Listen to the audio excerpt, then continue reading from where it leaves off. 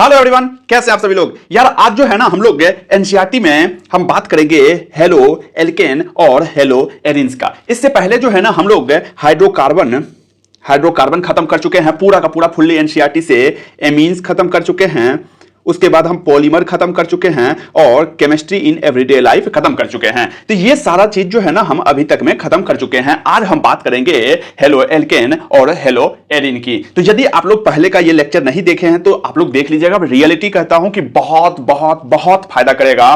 पूरा का पूरा एनसीईआरटी का जितना भी इंपॉर्टेंट पॉइंट है सबको कवर कर लिए हैं, तो जाकर के आप लोग देख लीजिएगा। तो चलिए आगे बढ़ते हैं हेलो एल्केन और हेलो एरिन की तरफ। तो चलिए सबसे पहले जो है ना कुछ पॉइंट देख लेते हैं कि क्या सब है। तो कह रहा है कि क्लोरीन जो है ना एंटीबायोटिक में जो है ना क्लोरीन होते हैं, क्लोराफेमिकॉल में होता है। उसके बाद हम बात करते हैं प्रोड्यूस करता है ये सब कहां से, किसके द्वारा प्रोड्यूस होता है, माइक्रो ऑर्गेनिज्म के द्वारा। उसके जो कि यूज कहां आता है, टाइफाइड फीवर में। ठीक है, ये सब यूज आता है एंटीबायोटिक। और तो उसके बाद हम बात कर लेते हैं बॉडी जो है ना प्रोड्यूस करता है आयोडीन जो है ना हार्मोन प्रोड्यूस करता है जिससे थायरॉक्सिन कहते हैं, और उसका डिफिशियंसी से क्या होता है, गोइटर होता है। ये सब यानी कि बायोलॉजी का टर्म है, इसीलिए हम फास्ट चल रहे हैं। उसके बाद देखो क्लोरोक्विनोन जो है ना वो यूज आता है मलेरिया में यूज आता है। उसके बाद हम बात करते हैं फ्लोरिनेटेड कंपाउंड जो है ना वो सर्जरी के टाइम में हम यूज करते हैं। तो ये सब चीजें था बेसिक चीजें कि क्या कैसे होता है हेलो एल्किन और हेलो एरिन में।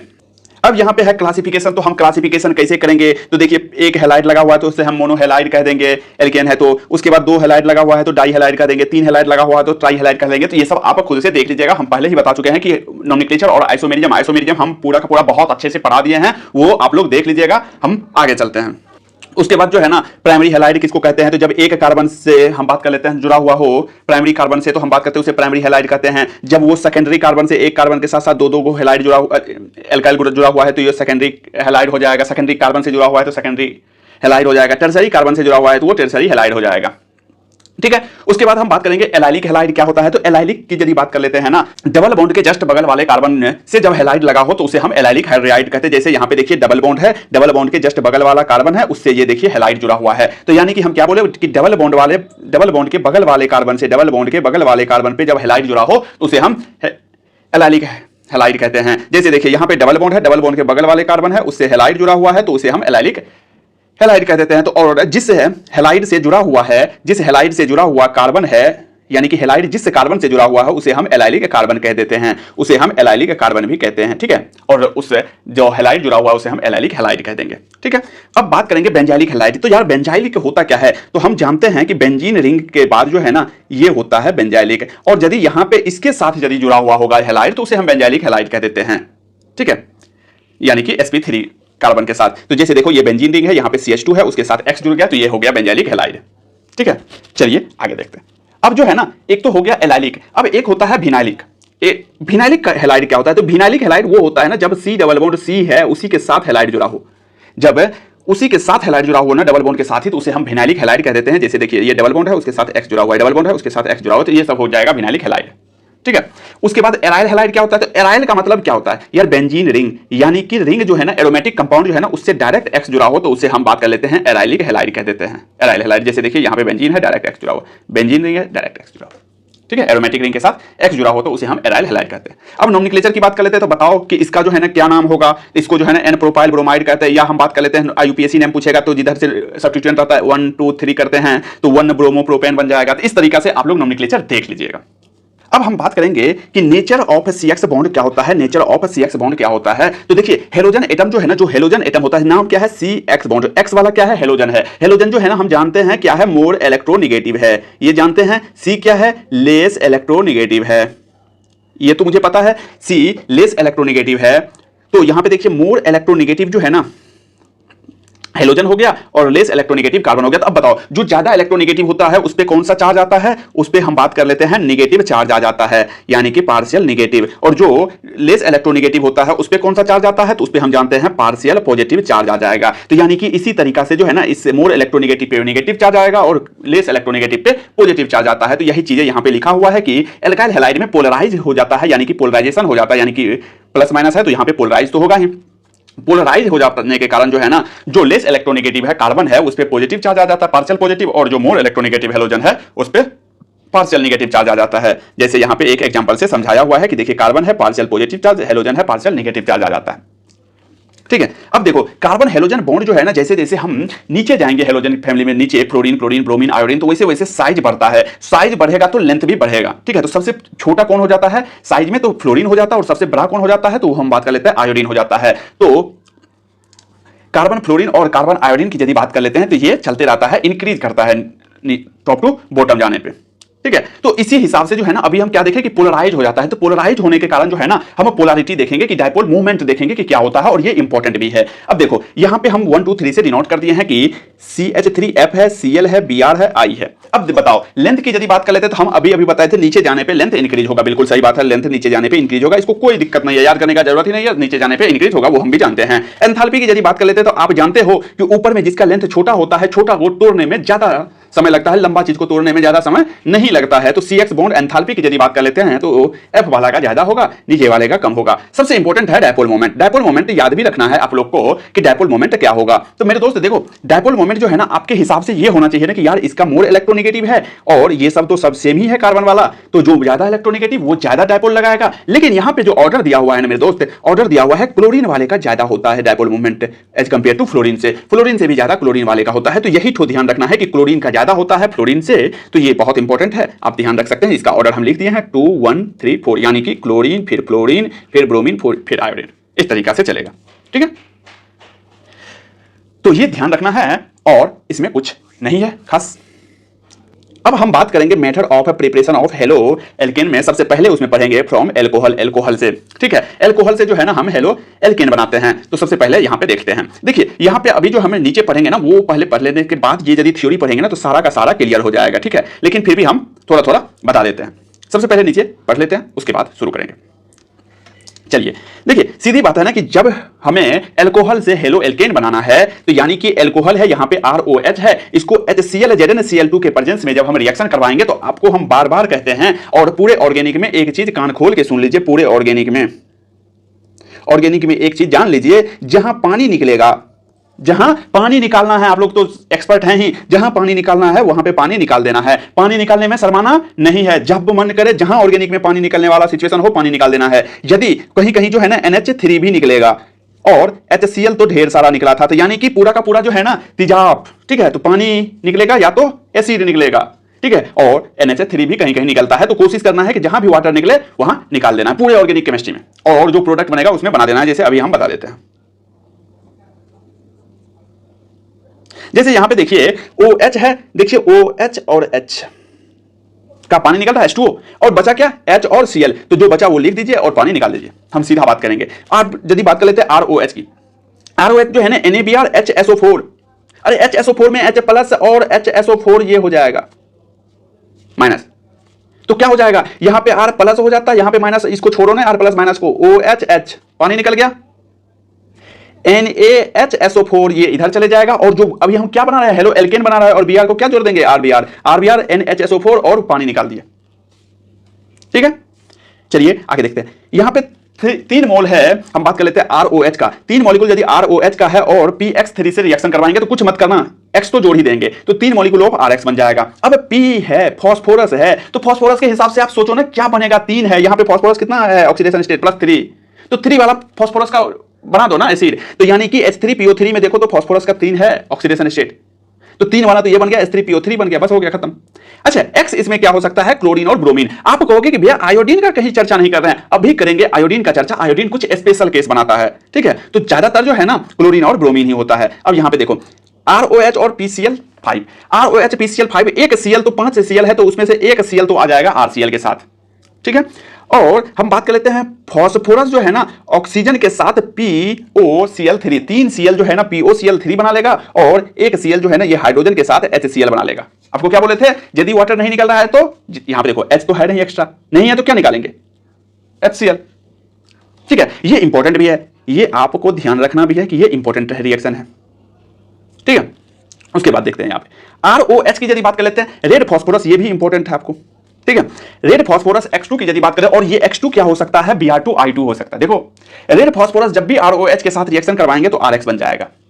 ठीक है, ROH के साथ SOCl2 के साथ रिएक्शन करवाएंगे ना तो मेरे दोस्त ये कुछ नहीं करता है, SOCl2 ऐसे हो जाता है, एक Cl को लेकर के चल देता है, तो यानी कि R जो है ना एक Cl को लिया, RCl बना लिया, अब बचा क्या S और O, और ये SO बना बचा, और यहां पे O बचा तो SO2 बना दिया, और बचा क्या H और Cl तो HCl बना लिया। ठीक है, तो ये सब ध्यान रखना है आप लोग को। ठीक है कि ROH से RCl बन गया।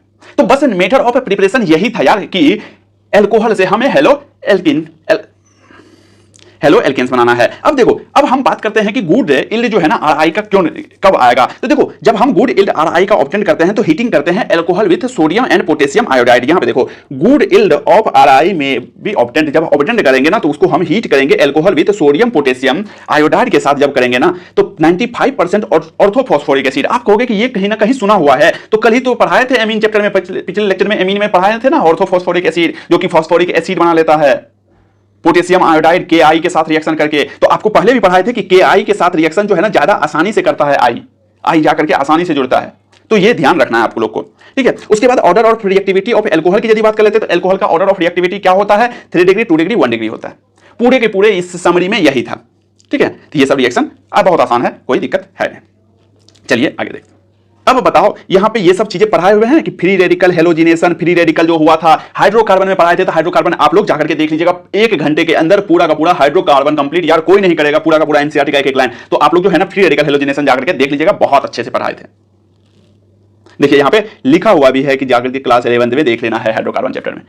अब यदि हम फ्री रेडिकल की डायरेक्ट बात करते हैं तो फ्री रेडिकल में पढ़ाए क्या थे आपको, फ्री रेडिकल में पढ़ाए थे H आएगा या HMU आएगा, या यूवी लाइट की यदि बात कर लेते हैं, यूवी लाइट यदि देते हैं ना तो वो क्या करता है, फ्री रेडिकल मैकेनिज्म करता है। कैसे करता है, तो यानी कि CC बॉन्ड को तोड़ देता है, या CL बॉन्ड को तोड़ देता है, या CH बॉन्ड को भी तोड़ता है फ्री रेडिकल से जब लाइट पड़ता है। तो वही काम यहां पे हो रहा है। देखिए यहां पे कैसे हो रहा है, वही चीज कर रहा है कि ये है, यहां पे CH बॉन्ड को तोड़ा, Cl2 HMU लाइट या हीट कर दे रहे हैं, तो यहां पे Cl बॉन्ड को तोड़ेंगे फ्री रेडिकल मैकेनिज्म से, ये भी Cl फ्री रेडिकल टूटेगा और जाकर के जुड़ जाएगा इस तरीका से। अब फ्री रेडिकल एक बार तो हम देखो, एक बार तो यहां जोड़ सकते हैं और दूसरा यहां जोड़ सकते हैं, यदि इस साइड भी यहां जोड़ सकते हैं, यहां जोड़ सकते हैं, दोनों बात बराबर है, इसीलिए कोई एक साइड जोड़ लेते हैं। अब आप बताओ, यदि हमसे अभी पूछेगा कि बताओ कि स्टेबिलिटी के बेस पे कौन होगा, तो ये होगा स्टेबिलिटी के बेस पे 2 नंबर वाला। क्यों, क्योंकि फ्री रेडिकल का कार्बोकैटायन स्टेबल कहां बन रहा है, हम बताए थे कि इसको पॉजिटिव चार्ज की तरह देख लेना है GOC फर्स्ट में। तो GOC फर्स्ट भी आप लोग को पूरा अच्छे से बताए हुए हैं, तो GOC फर्स्ट भी 1 घंटे 50 मिनट के अंदर पूरा कंप्लीट किया हो, तो जाकर के वो भी देख लीजिएगा। अब हम बात करेंगे एल्कीन्स की। एल्कीन की यदि बात कर लेते हैं तो एल्कीन में HX के साथ जब रिएक्शन बनता है तो HX की यदि बात कर लेते हैं तो H प्लस X माइनस हो जाता है। तो एक प्लस पे बताओ डबल बॉन्ड जो है ना यहाँ पे है, तो कोई ना कोई तो माइनस और कोई प्लस तो बनेगा। मान लेते हैं ये माइनस बन गया और ये प्लस बन गया, तो प्लस पे माइनस, माइनस पे प्लस जोड़ दो।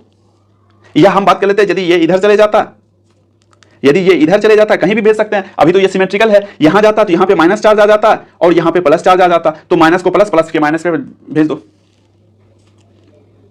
ठीक है, तो देखो एक पर यानी कि सीधी बात है, एक पर H आ जाएगा, एक पर X आ जाएगा। कैसे आएगा यहां पे देख लेते हैं। देखो मार्कोनिकॉफ के साथ जोड़ते हैं हम, यानी कि जो ज्यादा स्टेबल कार्बोकैटायन बनेगा उसके हिसाब से हम वहां पे जाकर के I को जोड़ देते हैं, यानी कि यहां पे अनसिमेट्रिकल है, यहां पे बड़े अच्छे से समझ आ जाएगा। देखो अनसिमेट्रिकल है, यहां पे डबल बॉन्ड है, HI है। अब ये डबल बॉन्ड को कहां पे तोड़ना है, कहां पे तोड़ करके कहां पे पॉजिटिव चार्ज बनाना है, जहां पे मार्कोनिकॉफ के हिसाब से मोस्ट स्टेबल हो। हम कहेंगे हाइपर कंजुगेशन ज्यादा नंबर हो, number of hydro H effect का जो है ना बात कर लेते हैं ज्यादा से ज्यादा हाइपर कंजुगेशन हो। यानी कि हम बात कर लेते हैं, एक तो देखो 2 चीजें बन सकता है, एक तो यहां पॉजिटिव चार्ज आ सकता है, एक यहां पॉजिटिव चार्ज आ सकता है, एक तो यहां पॉजिटिव चार्ज आ सकता है, एक तो यहां पॉजिटिव चार्ज आ सकता है। बताओ यहां वाला पॉजिटिव चार्ज ज्यादा स्टेबल या कम स्टेबल? तो यहां वाला पॉजिटिव चार्ज देखो ना 2 2 प्लस I दे रहा है, यानी कि अल्फा हाइड्रोजन 6 है, यहां पे क्या हो जाएगा, अल्फा हाइड्रोजन 2 ही होगा। तो मेरे दोस्त जो ज्यादा स्टेबल तो बीच वाला है, तो बीच में I लगा देना है और साइड में H लगा देना है, ये प्रोडक्ट बन जाएगा मेजर। अब आप कहोगे कि यहां भी तो लगा सकते हैं, हाँ लगा सकते हैं, वो प्रोडक्ट कहलाता है माइनर प्रोडक्ट। ठीक है, ये चीजें पहले भी बताए थे, अभी भी बता दी अच्छे से हाइड्रोकार्बन चैप्टर में। ठीक है, अब हम बात कर लेते हैं कि एडिशन ऑफ हेलोजन। हेलोजन का एडिशन की यदि बात कर लेते हैं तो bromine in CCl4, bromine in CCl4 पहले भी बताए हुए थे कि रेडिश ब्राउन कलर होता है। ठीक है, Br2CCl4 जो है ना रेडिश ब्राउन कलर होता है, सीन एडिशन होता है। कैसा होता है, सीन एडिशन होता है। तो ये सब ध्यान रखना है कि सीन एडिशन होता है, तो ये Br2 कुछ नहीं करेगा, ये Br2 आएगा, यहां पे Br जुड़ जाएगा, यहां पे Br जुड़ जाएगा, तो देखो 20 डाई ब्रोमो बन गया। अगला हेलोजन एक्सचेंज की बात करेंगे हम। तो हेलोजन एक्सचेंज में बताओ, हेलोजन एक्सचेंज में क्या होता है कि एल्काइल आयोडाइड, एल्काइल आयोडाइड, अच्छा नाम स्पेशल दिया हुआ है एल्काइल आयोडाइड, हैलाइड मत बोल देना। एल्काइल आयोडाइड की यदि बात करते हैं, प्रिपेयर करते हैं एल्काइल क्लोराइड या ब्रोमाइड से। ठीक है, एल्काइल आयोडाइड बनाते हैं हम इससे, क्लोरीन यानी कि एल्काइल क्लोराइड RCl और RBr से। किसके प्रेजेंस में, NaI इन डाई एसीटोन। आप कहोगे इतना प्यार से क्यों बता रहे हो, क्योंकि इंपॉर्टेंट है मेरे दोस्त, इंपॉर्टेंट है कि एल्काइल आयोडाइड बनाना है हमें एल्काइल क्लोराइड ब्रोमाइड से NaI इन ड्राई एसीटोन के प्रेजेंस में, तो उस रिएक्शन को हम क्या कह देते हैं? Franklin reaction. पूछेगा कि बताओ एल्काइल आयोडाइड जो बनाते हैं NaI ड्राई एसीटोन में, उस रिएक्शन को क्या कहते हैं? तो फ्रैंकलिन रिएक्शन कहते हैं। तो चलिए देखते हैं। RX हो गया NaI, RX X की जगह क्या हो सकता है? Cl हो सकता है, Br हो सकता है, NaI आया, ये I कहां चले जाएगा? Ri बना देगा NaX। रिएक्शन तो बहुत आसान है, बस इसका नाम ध्यान रखना है कि क्या है? फ्रैंकलिन रिएक्शन है।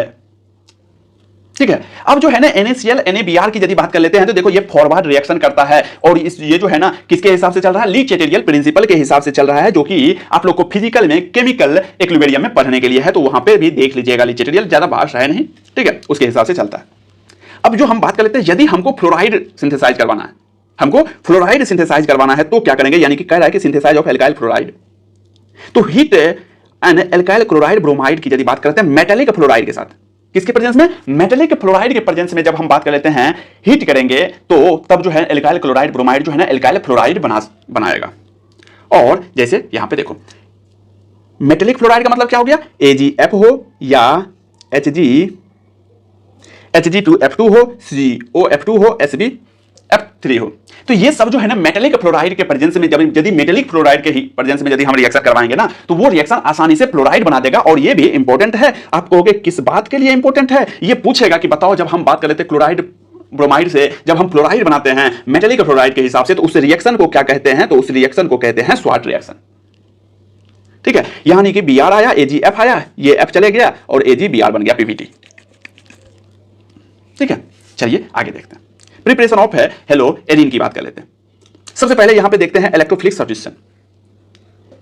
इलेक्ट्रोफिलिक सब्स्टिट्यूशन की यदि बात करते हैं, यानी कि इलेक्ट्रोफाइल का सब्स्टिट्यूट करते हैं, उसमें हम यूज क्या करते हैं? लुईस एसिड कैटलिस्ट यूज करते हैं, यानी कि आयरन करते हैं, या आयरन, और आयरन की यदि बात कर लेते हैं, आयरन कौन से ऑक्सीडेशन स्टेट में? +3 वाले ऑक्सीडेशन स्टेट में, और क्लोराइड।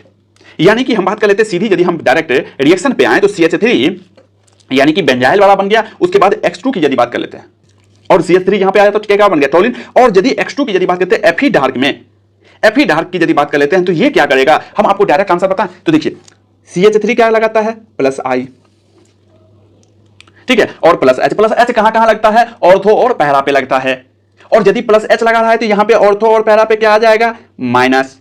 और X2 किससे रिएक्ट करेगा? इलेक्ट्रोफिलिक सब्स्टिट्यूशन कर रहा है, यानी कि X+। ये X+ कहां जाएगा? ऑर्थो और पैरा पे। यानी कि हम बात कर लेते हैं कि Fe डार्क के प्रेजेंस में यदि X2 को यदि टॉलिन के साथ रिएक्शन करवाते हैं तो एक तो ऑर्थो पे चले जाएगा X और एक चले जाएगा पैरा पे। अब जो है ना आप कहोगे कि हम मान लेते हैं कि ठीक है ऑर्थो और पैरा पे चले गया, ये बात समझ गए, ठीक है, इसको मिटा देते हैं, अच्छा लगेगा। अब यदि हम बात कर लेते हैं ऑर्थो और पैरा पे यहां पे और यहां पे चले गया, तो क्या हम इस दोनों को सेपरेट करने के लिए बोलेगा तो क्या कर सकते हैं? हम बोलेंगे हाँ कर सकते हैं, क्योंकि इस दोनों का मेल्टिंग पॉइंट की यदि बात कर लेते हैं ना, ये दोनों का मेल्टिंग पॉइंट में बहुत ज्यादा डिफरेंस है, इसीलिए आसानी से सेपरेट भी कर सकते हैं। अब आप कहोगे कि क्या यहाँ X2 के लिए क्या सब रख सकते हैं? तो हम कहेंगे क्लोरीन और ब्रोमीन। आप कहोगे कि नहीं हमें आयोडीन भी रखना, हम बोलेंगे रखो, कोई दिक्कत नहीं है, लेकिन एक शर्त है कि आयोडीन जो है ना रिवर्सिबल रिएक्शन करता है। कि आयोडीन क्या करता है जानते हो? आयोडीन कैसा है? आयोडीन जो है ना वही चीजें है कि वो टूटता है, ब्रेकअप होता है, फिर से पेचअप हो जाता है, ब्रेकअप होता है, फिर से पेचअप हो जाता है, रिवर्सिबल है। लेकिन हम चाहते हैं ना कि इसका ब्रेकअप होना, तो अब की बार इसका पेचअप नहीं हो, तो उसके लिए हम क्या करेंगे? पैसे वाले और थोड़ा सा स्मार्ट लड़का को साथ में रखना पड़ेगा। तो तब क्या करेगा? जैसे ही ब्रेकअप हुआ उसको लेकर के चल देगा वो उसके गर्लफ्रेंड को। तो वही चीजें कह रहा है कि आयोडीन जो है ना वो रिवर्सिबल इन नेचर होता है। तो यदि हम रिवर्सिबल ना करवाएं तो उसके लिए हम ऑक्सीडाइजिंग एजेंट का यूज करते हैं HNO3 और HiO4, जो कि रिवर्सिबल होने नहीं देता है, तो ऑक्सीडाइज कर रहा है और HI फॉर्म्ड होता है ड्यूरिंग आयोडीनेशन। आयोडीनेशन के दौरान जो है ना अब की बार I2 नहीं फॉर्म होगा, I2 नहीं होगा। I2 के साथ जब HiO4 डालते हैं ना तो ये HI का फॉर्मेशन कर देता है। अब I जो है ना आसानी से जाकर के अटैक कर सकता है, ठीक है। अब तुम कहोगे कि अच्छा यहां पर तो समझ आ गया कि ठीक है क्लोरीन और ब्रोमीन आएगा, आयोडीन आएगा, तो साथ में जो है ना ऑक्सीडाइजिंग एजेंट आएगा। आप पूछोगे कि क्या फ्लोरीन नहीं करेगा? हम कहेंगे कि फ्लोरीन भी नहीं करेगा, फ्लोरीन तो करेगा ही नहीं रिएक्शन। तो याद रखना है कि देखो फ्लोरो कंपाउंड जो है ना can not prepare this method, क्योंकि बहुत ज्यादा रिएक्टिविटी ऑफ फ्लोराइड, फ्लोरीन का जो है ना रिएक्टिविटी बहुत ज्यादा होता है, ठीक है। चलो आगे देखते हैं। सेंट मेयर रिएक्शन उस दिन भी बताए थे एमीन चैप्टर में, डायजोनियम जब बता रहे थे, तो वही चीजें फिर से रिपीट हो रहा है, तो डायरेक्ट हम बात कर लेते हैं। जैसे देखिए एनिलीन है, ये एनिलीन को जब हम NaNO2 के साथ HX के साथ रिएक्शन करवाते हैं, तो ये NaNO2 273 से 278 केल्विन का मतलब क्या होगा, 0 से 5 डिग्री सेल्सियस में क्या बताए थे, डायजोनियम बना लेता, डायजोनियम क्लोराइड बना लेता। यहाँ पे X है तो डायजोनियम हैलाइड बना लिया। अब डायजोनियम हैलाइड को क्या करना है, Cu2H2 के साथ रिएक्शन करेंगे, तो आप जानते हैं डायजोनियम टेम्पोररी की तरह रहता है, यानी कि ये निकलेगा, X आकर के एराइल हैलाइड बन जाता है। X क्या है, क्लोरीन और ब्रोमीन है। आपको हम बताए थे वहां भी कि यहां पे आयोडीन यदि आएगा तो आयोडीन पोटेशियम आयोडाइड के साथ आएगा, KI के थ्रू आएगा। तो कहता है कि replacement of diazonium group by iodine के साथ यदि रिप्लेस करेंगे तो does not require the presence of copper सैलाइड। Copper सैलाइड का रिक्वायरमेंट नहीं होता है, इसको तो ओनली सिर्फ और सिर्फ पोटेशियम आयोडाइड दे दीजिए, उसी में खुश है। ये इसको ज्यादा झेल झाल नहीं है, आराम से पोटेशियम आयोडाइड दीजिए और रिएक्शन करवा लीजिए। देखिए डायजोनियम को KI दिए, ठीक है। चलिए आगे देखते हैं। चलिए देखिए, ये जो है ना, ये बहुत इंपॉर्टेंट क्वेश्चन है कि यदि हम बात कर लेते हैं कि ये हम आप लोग को हाइड्रोकार्बन में बताए भी थे कि हाइड्रोकार्बन में जो है ना बताए थे HBr और HBr पेरोक्साइड के साथ, याद आया? तो देखिए ये कह रहा है कि ये रिएक्शन है, इसको हम HBr के साथ रिएक्शन करेंगे, तो ये हम किसके थ्रू करेंगे, ये कार्बोकैटायन के हिसाब से करेंगे और मार्कोनिकॉफ के हिसाब से करेंगे। जो ज्यादा स्टेबल होगा वहां पे हम Br को लगा देंगे। जैसे हम बात कर लेते हैं, यहां से डबल बॉन्ड को तोड़ेंगे तो यहां पे एक प्लस चार्ज एक माइनस चार्ज आएगा, ठीक है। जहां भी आए यहां पे प्लस क्यों लगा दिया, क्योंकि हम डायरेक्ट देख रहे हैं कि यहां पे प्लस लगाने के बाद ये रेजोनेंस कर रहा है, इसका मतलब ये ज्यादा स्टेबल हो जाएगा, ठीक है। तो ज्यादा स्टेबल हो जाएगा तो Br आकर के यहां पे अटैक कर देगा, बिल्कुल बहुत अच्छी बात है। उसके बाद दूसरा रिएक्शन कर रहा है कि Cl के साथ, तो HCl के साथ रिएक्शन कर रहा है, तो वही बात है, डबल बॉन्ड टूटेगा तो यहां पे पॉजिटिव चार्ज, यहां पे नेगेटिव चार्ज। यहां पॉजिटिव क्यों दिया, क्योंकि ज्यादा स्टेबल है, क्योंकि यहां पे 3 2 5 5 अल्फा हाइड्रोजन बन जाएगा, ठीक है। तो पॉजिटिव चार्ज आया, उसके बाद अब क्या हो जाएगा, Cl आकर के यहां पे अटैक करेगा, H तो यहां पे करेगा ही, ठीक है। तो Cl आकर के यहां पे अटैक कर देगा। लेकिन तीसरा इंपॉर्टेंट इसीलिए है कि यहां पे लिखा हुआ है कि HBr के साथ पेरोक्साइड है। अब पेरोक्साइड क्या करता है, एंटी मार्कोनिकॉफ करता है, ये याद है, एंटी मार्कोनिकॉफ के हिसाब से कर देना है। यहां पे डबल बॉन्ड टूटेगा तो पॉजिटिव चार्ज आना चाहिए और यहां पे नेगेटिव चार्ज आना चाहिए, बिल्कुल सही बात है। फिर ये पॉजिटिव चार्ज जो है ना रिप्लेस होकर के यहां पे पहुंच जाता, फिर जो है ना यहां वाला पर Br जुड़ जाता। यदि पेरोक्साइड नहीं होता तो, यदि अब पेरोक्साइड है, यदि अब पेरोक्साइड है तो क्या करना, एंटी मार्कोनिकॉफ कर लेना है, जो कम स्टेबल हो। तो कम स्टेबल का मतलब यहां पे पॉजिटिव लगाना है, यहां पे नेगेटिव लगाना है, तो H को यहां लगा देना है, Br को यहां लगा देना है, तो यानी कि एंटी मार्कोनिकॉफ के हिसाब से ये बन जाएगा प्रोडक्ट। देखिए तीनों का सॉल्यूशन भी दिया हुआ है। अब हम बात करेंगे फिजिकल प्रॉपर्टी की। तो फिजिकल प्रॉपर्टी में याद रखिएगा कि एल्काइल हैलाइड जो है ना कलरलेस होता है जब प्योर होता है। एल्काइल हैलाइड जो है ना कलरलेस होता है जब प्योर होता है। इसका मतलब क्या है कि वो कलर भी देता है, तो यानी कि लिखा हुआ है कि ब्रोमाइड एंड आयोडाइड की यदि बात कर लेते हैं, develop colour when exposure to light.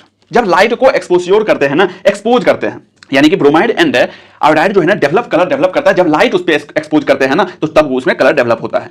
Many volatile halogen की यदि बात कर लेते हैं, कंपाउंड जो है ना स्वीट स्मेल होते हैं, ठीक है। अब देखो यहां पे मेल्टिंग और बॉइलिंग पॉइंट है, तो हम जानते हैं कि मेल्टिंग पॉइंट कब बढ़ता है, बॉइलिंग पॉइंट कब बढ़ता है। तो जैसे जैसे हम बात करते हैं, बॉइलिंग पॉइंट तब बढ़ेगा ना कि जब मॉलिक्यूलर वेट जो है ना बढ़ता जाएगा, मॉलिक्यूलर वेट बढ़ता है तो बॉइलिंग पॉइंट बढ़ता है। तो ये सब चीजें है कि बॉइलिंग पॉइंट जो है ना, जैसे RI का, RBr, RCl, RF की यदि बात कर लेते हैं तो RI का सबसे ज्यादा है, क्यों, क्योंकि हेलोजन में सबसे ज्यादा मॉलिक्यूलर वेट किसका है, I का है, ठीक है। तो साइज इंक्रीज करता है। तो अब बॉइलिंग पॉइंट जो है ना आइसोमेरिक हेलो एल्केन्स की यदि बात करते हैं, decrease with increase branching. Branching increase करने पे देखो ब्रांच जैसे जैसे इंक्रीज होता है ना, तो बॉइलिंग पॉइंट डिक्रीज होता है। कब डिक्रीज होता है, जब हम बात कर लेते हैं मॉलिक्यूलर वेट सेम हो। जैसे देखो यहाँ पे 4 कार्बन है, Br है, यहाँ भी 4 कार्बन है, Br है, यहाँ भी 4 कार्बन है, Br है, लेकिन Br का पोजीशन देखो, एक बार प्राइमरी पे लगा हुआ है, अब की बार सेकेंडरी पे लगा हुआ है, यानी कि ब्रांच बन गया। अब की बार जब हम बात कर लेते हैं तो टर्शियरी पे Br लगा हुआ है, ब्रांच बन गया। जितना ज्यादा ब्रांच बनेगा ना तो उतना ही कम बॉइलिंग पॉइंट हो जाता है। तो बॉइलिंग पॉइंट ऑर्डर की यदि बात कर लेते हैं तो कम ब्रांच वाला का, जो ब्रांच है ही नहीं, ये हो जाएगा ऑर्डर, ठीक है। अब जो है ना, अब हम बात करेंगे कि इसका जो यहां पे देखो, यहां पे जो लिखा हुआ है ना, इसका यहां पे हम डायरेक्ट सॉल्यूशन बताते हैं कि क्या है। और ये बहुत इंपॉर्टेंट है। क्यों है इंपॉर्टेंट, क्योंकि डायरेक्ट पूछ लेगा ना तो ज्यादातर गलती भी करके आओगे। तो अब देखो यहां पे डायरेक्ट है कि कह रहा है कि ये ऑर्थो पे Cl लगा हुआ है, यदि इसको हम कॉमन मान ले तो ये Cl ऑर्थो पे लगा हुआ है, मेटा पे लगा हुआ है और पैरा पे लगा हुआ है। बोल रहा है कि बॉइलिंग पॉइंट ऑर्डर बताइए क्या होगा। तो बॉइलिंग पॉइंट ऑर्डर की यदि बात कर लेते हैं तो सबसे ज्यादा ऑर्थो का है, फिर पैरा का है, फिर मेटा का है, ये तो दिख रहा है। मेल्टिंग पॉइंट ऑर्डर की यदि बात कर लेते हैं तो यहां पे यदि आप देखोगे ना, सबसे ज्यादा पैरा का है, फिर ऑर्थो का है और फिर मेटा का है। यानी कि मेटा में जो है ना बॉइलिंग पॉइंट और मेल्टिंग पॉइंट दोनों में कम है, ऑर्थो और पैरा में जो है ना डिफरेंस आ रहा है मेल्टिंग और बॉइलिंग पॉइंट में, ठीक है। तो इस चीज को ध्यान रखना है और यहां पे इसीलिए हम डायरेक्ट ऑर्डर लिख दिए हैं कि ऑर्थो का, मेल्टिंग पॉइंट और बॉइलिंग पॉइंट का ऑर्डर, ये बहुत इंपॉर्टेंट है, इसको ध्यान रखना है, ठीक है। यही चीजें यहां पे लिखा हुआ है जो चीजें था। अब हम बात करेंगे डेंसिटी की। तो डेंसिटी क्या होता है यार, यानी कि नंबर ऑफ कार्बन जैसे जैसे बढ़ता है ना, या हेलोजन एटम बढ़ता है, या एटॉमिक मास ऑफ हेलोजन का बढ़ता है ना, तो डेंसिटी बढ़ते जाता है। जैसे यहां पे देखो लिखा हुआ है कि density increase with increase in number of carbon atom, halogen atom या atomic mass of halogen atom. ठीक है, जैसे यहां पे हम बात कर लेते हैं, देखो जैसे यहां पे 3 कार्बन, यहां पे 3 कार्बन, यहां भी 3 कार्बन, यानी कि ClBrIOI हेलोजन का एटॉमिक मास इंक्रीज कर रहा है, तो हम बात कर लेते हैं डेंसिटी इंक्रीज करेगा, यानी कि नीचे आने पे देखो बढ़ रहा है। जैसे यहां पे ये कंपाउंड है CCC, एक सी है लेकिन Cl 3 Cl 4 Cl, यानी कि Cl का संख्या बढ़ रहा है, एटॉमिक मास ऑलरेडी बढ़ रहा है, तो यानी कि नीचे आने पे इंक्रीज करेगा डेंसिटी। ठीक है, चलिए अब हम बात करेंगे सॉल्युबिलिटी की। तो देखो हेलो एल्केन की यदि बात कर लेते हैं तो बहुत ही स्लाइटली सॉल्युबल होता है वाटर में, वाटर में बहुत कम, स्लाइटली बहुत कम सॉल्युबल होता है। तो वही चीज लिखा हुआ है कि haloalkane are very slightly soluble in water, water में बहुत स्लाइटली सॉल्युबल होता है, इसीलिए यहां पे लिखा हुआ है कि सॉल्युबिलिटी ऑफ हेलो एल्केन जो है ना वाटर इज बहुत ही कम होता है। अब यहां पे आ गया फिजिकल प्रॉपर्टी खत्म होता है, अब हम बात करेंगे केमिकल रिएक्शन की। तो केमिकल रिएक्शन में सबसे पहला रिएक्शन देखेंगे कि रिएक्शन ऑफ हेलो एल्केन। देखो 3 स्टेप में हम देखेंगे, nucleophilic substitution reaction, elimination reaction और रिएक्शन विथ मेटल। सबसे पहले हम बात करेंगे न्यूक्लियोफिलिक सब्स्टिट्यूशन रिएक्शन का। देखो न्यूक्लियोफिलिक सब्स्टिट्यूशन रिएक्शन की यदि बात कर लेते हैं ना, तो वहां पे भी हम देखे थे हाइड्रोकार्बन में भी, लेकिन यहां पे हम एक चीज बताते हैं। आप एक चीज जानो कि न्यूक्लियोफिलिक क्या होता है और इलेक्ट्रोफाइल क्या होता है। न्यूक्लियोफाइल पे क्या होता है, इलेक्ट्रोफाइल पे आप जानते हैं प्लस चार्ज लगा देते हैं, तो न्यूक्लियोफाइल पे क्या लगेगा, माइनस चार्ज। हम आपको बहुत है आसानी से समझा देते हैं, इसके बाद कभी क्वेश्चन गलत ही नहीं होगा यार। देखो न्यूक्लियोफाइल की यदि बात कर लेते हैं तो माइनस चार्ज का मतलब क्या होता है, इलेक्ट्रॉन रिच, इलेक्ट्रॉन रिच, यदि इलेक्ट्रॉन रिच स्पीशीज हो गया ये। और इलेक्ट्रोफाइल का मतलब क्या होता है, इलेक्ट्रॉन कम, पुअर लिख दे या डेफिशिएंट लिख दो। ठीक है, तो इलेक्ट्रॉन डेफिशिएंट होते हैं, जबकि हम बात करते हैं न्यूक्लियोफाइल जो है ना इलेक्ट्रॉन रिच होते हैं। तो याद रखना है कि जो इलेक्ट्रॉन रिच होते हैं ना मेरे दोस्त, उस पे नेगेटिव चार्ज आता है। नेगेटिव चार्ज कहां जाने के लिए तड़पेगा, पॉजिटिव के पास, और ये पॉजिटिव है, ये कहां जाने के लिए तड़पेगा, नेगेटिव के पास। ये वही बात है यार गर्लफ्रेंड बॉयफ्रेंड वाला, गर्लफ्रेंड बॉयफ्रेंड वाला बात है कि जिसको गर्लफ्रेंड है और जिसको बॉयफ्रेंड है वो तो ठीक है, जो सिंगल लड़का लड़की है, लड़की जो है वो बॉयफ्रेंड खोज रहे हैं और लड़का जो है वो गर्लफ्रेंड खोज रहे हैं कि हमें नीड है, हमें चाहिए अब कोई किसी के पास हमें शेयर करने के लिए। तो वही चीजें है कि माइनस चार्ज प्लस के पास जाएगा और प्लस माइनस के पास जाएगा। तो न्यूक्लियोफाइल जो है ना वो इलेक्ट्रॉन रिच स्पीशीज होते हैं, ध्यान रखना है। ठीक है, अच्छा देखो न्यूक्लियोफाइल यदि इलेक्ट्रॉन रिच स्पीशीज है तो अब वहां पर जो है ना, यहां पे न्यूक्लियोफाइल है, जैसे यहां पे न्यूक्लियोफाइल है और यहां पर जो है ना CX है, CX बॉन्ड है, और CX बॉन्ड में अभी अभी हम देखे थे कि पोलराइजेशन आता है। तो पोलराइजेशन आता है तो ये क्या करता है जानते हो, CX बॉन्ड पहले से बॉन्ड बना हुआ है, अब इसको न्यूक्लियोफाइल आया है, यानी कि ये जो है ना थोड़ा सा जो है ना पैसे वाला और स्मार्ट बंदा है। ये क्या करता है कि ये किसी के रिश्ते में खोट ला रहा है कि ये CX बॉन्ड है, इसको जो है ना अपना पावर दिखा रहा है, अपना हैंडसम वाला लुक दिखा रहा है, और इसको जो है ना पोलराइज करवा रहा है, यानी कि लड़ाई लगवा रहा है। यानी कि ये पॉजिटिव चार्ज बन रहा है, ये धीरे धीरे नेगेटिव चार्ज बन रहा है, धीरे धीरे दोनों में पोलराइजेशन आ रहा है। एक टाइम ऐसा आएगा ना जब जो है ना पॉजिटिव चार्ज को, यानी कि इसको डायरेक्ट न्यूक्लियोफाइल कहेंगे कि तू मेरे पास आ जा, यानी कि ये जैसे ही ये क्या करेंगे, ये धीरे धीरे अटैक कर लेंगे, इसके साथ बॉन्ड बना रहेगा, लेकिन ये धीरे धीरे पॉजिटिव चार्ज जो है नेगेटिव चार्ज पॉजिटिव चार्ज पे अटैक करेंगे, और पॉजिटिव चार्ज पे अटैक करते ही CX बाहर हो जाएगा। और हम बात कर लेते हैं X बाहर हो जाता है इसीलिए भी ना कि X जो है ना, X इससे तंग अभी आ चुका था यार कि अब जो है ना नहीं रहना इसके साथ, तो X जो है ना निकल भी जाता है कि चलो ठीक है लिविंग ग्रुप है वो, तो X याद रखना है कि वो लिविंग ग्रुप होता है और तुरंत निकल जाता है। तो न्यूक्लियोफाइल यहां पे बन गया और ये X बन गया। तो यही होता है nucleophilic substitution reaction, nucleophile X को सब्स्टिट्यूट कर रहा है। अब सबसे अच्छा जो है ना यहीं पे क्वेश्चन बन जाता है कि न्यूक्लियोफाइल क्या करता है। अब यदि हम डायरेक्ट आपको आंसर याद करवाएं तो न्यूक्लियोफाइल आएगा और X लीव करेगा, RNU बन जाएगा। जैसे हम बात कर लेते हैं, देखो यहां पे कुछ कुछ चीजें हैं, जैसे रिएजेंट है NOH, NOH का न्यूक्लियोफाइल क्या हो जाएगा, या KOH का OH हो जाएगा न्यूक्लियोफाइल।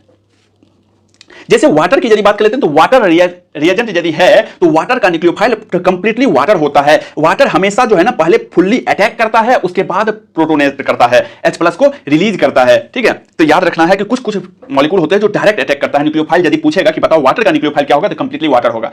जैसे हम बात कर लेते हैं NH3 का न्यूक्लियोफाइल यदि पूछेगा, कुछ चीजें हैं जैसे वाटर है, NH3 है, R, NH2 है, RR, NH है, ये सब कंप्लीटली पहले जो है ना अटैक करता है फिर प्रोटोनेट करता है। तो याद रखना है कि रिएजेंट यदि ये सब आ जाए तो उसका न्यूक्लियोफाइल कंप्लीटली होता है। ये चीजें पूछ भी सकता है आपको कि वाटर का बताओ न्यूक्लियोफाइल क्या है, बताओ NaOR का न्यूक्लियोफाइल क्या है, तो OR माइनस हो जाएगा। जबकि हम बात करते हैं NH3 का पूछेगा तो कंप्लीटली NH3 बताना है।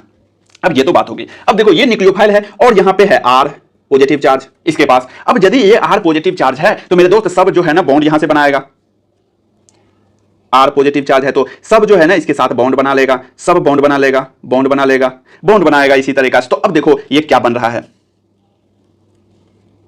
अब जो है ना, यदि R आ रहा है यहां पे तो ROH बन जाएगा, यदि यहां पे आ रहा है तो यहां भी ROH बन जाएगा। क्यों बन जाएगा? देखो पहले जो है ना R आएगा, OH, H आएगा, प्लस चार्ज बन जाएगा यहां पे, क्योंकि ऑक्सीजन 3 बॉन्ड तो बनाता नहीं है, यहां पे प्लस चार्ज बनेगा, फिर ये दोनों इलेक्ट्रॉन इसको दे देगा और H अपना निकल जाएगा, तो दोनों इलेक्ट्रॉन देगा तो ये पॉजिटिव चार्ज खत्म हो जाएगा, तो ROH बच जाएगा। ठीक है, तो ROH बन जाता है। इस तरीका से कंप्लीटली न्यूक्लियोफाइल अटैक करता है। ठीक है, उसके बाद NaOR की यदि बात करें तो R O माइनस है तो RO बन जाएगा, यानी कि ईथर बन जाएगा, ROR बन जाएगा। यदि Na है तो I माइनस आएगा तो RI बन जाएगा, एल्काइल आयोडाइड बन जाएगा। ठीक है, अब RNH2 है तो उसी तरीका से, यानी कि सीधी बात है ना कि यार एक H को हटाते जाना है और उस पर डायरेक्ट प्रोडक्ट को बनाते जाना है। इंपोर्टेंट क्या है? इंपोर्टेंट है यहां पे देखो KCN क्या है? ये आयनिक कंपाउंड है तो K प्लस में टूटता है और Cn माइनस में टूटता है। अब Cn माइनस की यदि बात कर लेते हैं तो देखो यहां पे दो देने वाला है, C भी दे सकता है, N भी दे सकता है। तो जब दो देने वाला हो ना, दो यानी कि रिएक्शन करने वाला हो, दो न्यूक्लियोफाइल की तरह बिहेव कर रहा हो, तो उसे हम एम्बिडेंट न्यूक्लियोफाइल कहते हैं। क्या कहते हैं? एम्बिडेंट न्यूक्लियोफाइल कहते हैं। तो KCN जो है ना देता है, यानी कि जाएगा और Cn जो है ना C जाकर के R से जुड़ जाएगा तो RCN बना देगा, जिसे हम नाइट्राइल साइनाइड भी कहते हैं। ठीक है, अब लेकिन KCN की जगह यदि AgCN आ जाए तो याद रखिएगा कि ये कोवैलेंट होता है। ये कोवैलेंट होता है मेरे दोस्त, ऐसे नहीं टूटता है, ऐसे नहीं टूटता है। जब तक इसको इससे लड़ाई करता है ना कि तुम टूट जा, तुम मेरे से अलग हो जा, हम दूसरे से रिएक्शन करेंगे, तब तक जो है ना ये ऐसे आसानी से अलग होता ही नहीं है, क्योंकि कोवैलेंट है। कोवैलेंट AgCN तब तक में क्या करता है? CN कहता है कि इसको तू टूट, हम पहले रिएक्शन करेंगे, हम पहले जाएंगे, लेकिन ये टूटता ही नहीं है। तब तक N क्या करता है? जाकर के अटैक कर देता है R से, और R से जब अटैक करता है तो बताओ R से कौन जुड़ जाएगा? NC जुड़ जाएगा, तो NC हो जाएगा, यानी कि आइसोसाइनाइड हो जाएगा, RNC हो जाता है। उसी तरह से KNO2 की यदि बात कर लेते हैं तो वही बात है, KNO2 आयनिक होता है तो K प्लस NO2 बन जाएगा, तो एक ऑक्सीजन जाएगा और यहां पे RONO बन जाएगा। लेकिन AgNO2 जो है ना, वही बात है, AgONO बन जाता है, यानी कि कोवैलेंट है। जब तक में ये ऑक्सीजन अटैक करेगा तब तक में यहां पे भी लोन पेयर इसके पास है, ये तो अपना फुलफिल्ड है, इसके पास भी लोन पेयर है। तो ये जब तक मैं कहेगा कि हम जाएंगे, इससे अलग होने के लिए सोचेगा, तब तक में ये जाकर के इससे जुड़ जाता है, तो RNO2 बन जाता है। तो याद रखना है कि KNO2 में ऑक्सीजन जुड़ता है, हाइड्रो कंप्लीटली NO2 ही, लेकिन ऑक्सीजन जुड़ता है, जबकि AgNO2 में जो है ना N जुड़ता है जाकर के, तो एल्काइल नाइट्राइल बन रहा है, नाइट्रो एल्केन बन रहा है। उसी तरह से एक और इंपॉर्टेंट हम बात कर लेंगे, RCOO Ag की यदि बात कर लेते हैं तो ये सब कोई दिक्कत नहीं है, ये सब में कोई दिक्कत होगा भी नहीं, एस्टर बन जाता है, Ag को हटाना है वहां पे जोड़ देना। लेकिन एक इंपॉर्टेंट है LiAlH4। आप जानते हैं कि LiAlH4 बहुत अच्छा रिड्यूसिंग एजेंट है, ठीक है, लेकिन ये एक चीज नहीं जानते होंगे कि आप ये चीज बता दो कि LiAlH4 में जो है ना न्यूक्लियोफाइल कौन बनता है, जाकर के अटैक कौन करता है। तो हम बात कर लेते हैं क्या निकालते हैं न्यूक्लियोफाइल में, तो H माइनस निकलता है, यानी कि हाइड्रोजन LiAlH4 में जो है ना, याद रखना कि हाइड्रोजन निकलता है, हाइड्रोजन, ये बहुत इंपॉर्टेंट है, कभी यदि आ गया ना तो मजा आ जाएगा। ठीक है, तो LiAlH4 में जो है ना हाइड्रोजन है, हाइड्रोजन क्या बना लेता है? RH बना लेगा, न्यूक्लियोफाइल की तरह बिहेव करता है। ठीक है, यहां पे लिखा हुआ है कि साइनाइड और नाइट्राइल की यदि बात करते हैं दो न्यूक्लियोफाइल होते हैं, तो उसे हम एम्बिडेंट न्यूक्लियोफाइल कहते हैं। चलो अब जो है देखते हैं, देखो यार एम्बिडेंट न्यूक्लियोफाइल की यदि बात कर लेते हैं तो हम जो है ना अब मैकेनिज्म पढ़ेंगे न्यूक्लियोफाइल का अटैक करने का। तो न्यूक्लियोफाइल का अटैक जो है ना दो प्रकार से हो सकता है। यदि हम पहला देखेंगे तो SN2 देखेंगे, फिर SN1 देखेंगे, और एक अभी हम यहां पे ट्रिक भी बताएंगे। यदि यहां पे SN2 लिखा हो, यदि यहां पे 2 लिखा हो तो याद रखिएगा कि 2 का मतलब क्या होता है? सेकंड ऑर्डर काइनेटिक्स हो जाएगा। ये तो यहीं से याद आ जाएगा कि 2 लिखा हुआ है तो सेकंड ऑर्डर काइनेटिक्स हो जाएगा। जो इंपॉर्टेंट है, यदि 2 लिखा है तो एक ही स्टेप हो जाएगा। यदि SN2 लिखा हो तो यहां पे सिंगल स्टेप हो जाएगा, सिंगल स्टेप रिएक्शन होता है। जबकि हम बात करते हैं सेकंड ऑर्डर काइनेटिक्स को फॉलो करता है, यानी कि उसका कंसंट्रेशन दोनों रिएक्टेंट पे डिपेंड करता है। कैसे करता है चलिए देखते हैं। यहां पे देखिए, यहां पे है OH, यहां पे हम बात कर लेते हैं C। तो ये OH जो है ना न्यूक्लियोफाइल की तरह बिहेव कर रहा है, तो धीरे धीरे जाकर के ये जुड़ रहा है, धीरे धीरे Cl जो है ना ये डिटैच हो रहा है, यानी कि अलग हो रहा है। जब ये धीरे धीरे जुड़ता है, ये धीरे धीरे अटैच होता है, तो देखो ये दोनों का दोनों जो है ना साथ में हो रहा है। अभी सब कुछ लिखा हुआ है, बस सुनते जाओ यहां पे, यानी कि ये न्यूक्लियोफाइल है, ये पीछे से ये अटैक करेगा, ये आगे से निकलेगा, ये आगे से निकलेगा तो पीछे से अटैक करेगा, OH बन गया और Cl बाहर निकल गया। अब जो है ना कैसे क्या होता है, देखो ये है धीरे धीरे ये अटैक कर रहा है, धीरे धीरे ये टूट रहा है। तो एक टाइम जब ऐसा आएगा ना कि जब ये जुड़ रहा होगा, ये टूट रहा होगा, जिसे हम ट्रांजिशन स्टेट कहते हैं। ट्रांजिशन स्टेट आएगा, एक टाइम आएगा कि जब ट्रांजिशन स्टेट में आएगा और फाइनली जो है ना Cl बाहर निकल जाएगा, OH जुड़ जाएगा। अब बताओ एक ही बार में हुआ या 2 बार में हुआ? एक ही बार में हुआ। पीछे से अटैक किया, पीछे से अटैक किया, आगे से निकल गया, पीछे से अटैक किया, आगे से निकल गया। तो ठीक है, तो ये एक ही सिंगल स्टेप में हो रहा है। तो यदि हम डायग्रामेटिकली समझेंगे तो ये देखो यहां पे ये है, यानी कि ये इधर से अटैक करेगा, देखो अटैक कर रहा है, तो ये इधर से छूट रहा है, तो ये छूट गया, ये अटैक कर दिया। ये जितना भी चीजें हैं वही सब लिखा हुआ है कि CO बॉन्ड फॉर्म हो रहा है, COH बॉन्ड साइमल्टेनियसली। अब जो इंपॉर्टेंट है हम डायरेक्ट वहां पे आएंगे, क्योंकि आप लोग के पास टाइम बहुत कम है और इंपॉर्टेंट चीज को आप लोग ज्यादा खोज रहे हैं अभी, और खोजना भी चाहिए। देखिए यहां पे डायरेक्ट लिखा हुआ है कि SN2 सिंगल स्टेप होता है, तो हम बता दिए 2 लिखा हो तो एक स्टेप समझना है, ठीक है, 2 लिखा हो तो एक स्टेप समझना है, तो सिंगल स्टेप होता है।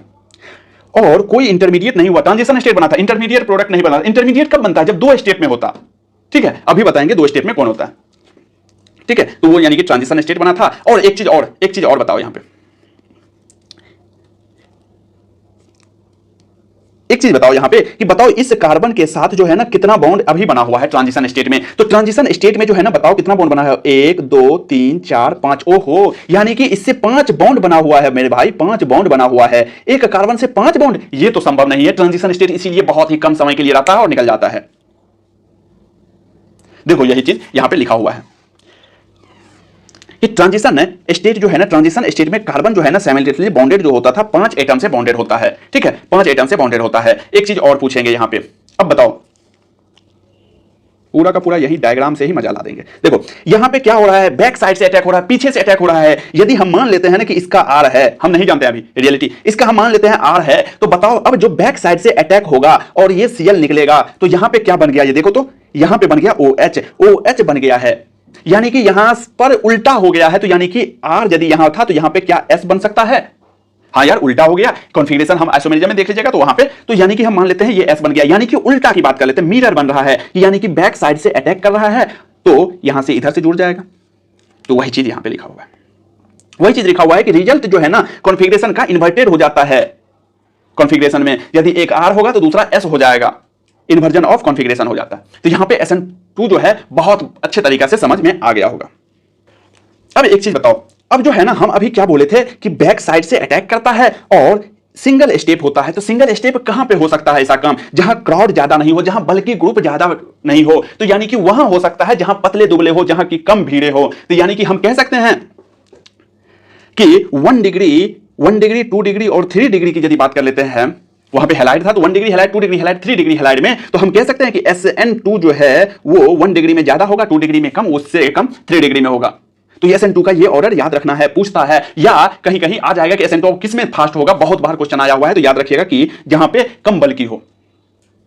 ठीक है, तो वही सब चीजें यहां पे लिखा हुआ है। देखिए कि बल्कि सब्स्टिट्यूएंट की यदि बात कर लेते हैं on near the carbon atom, ठीक है, तो वो इनहिबिट इफेक्ट करता है, यानी कि उसको रोकता है, ठीक है।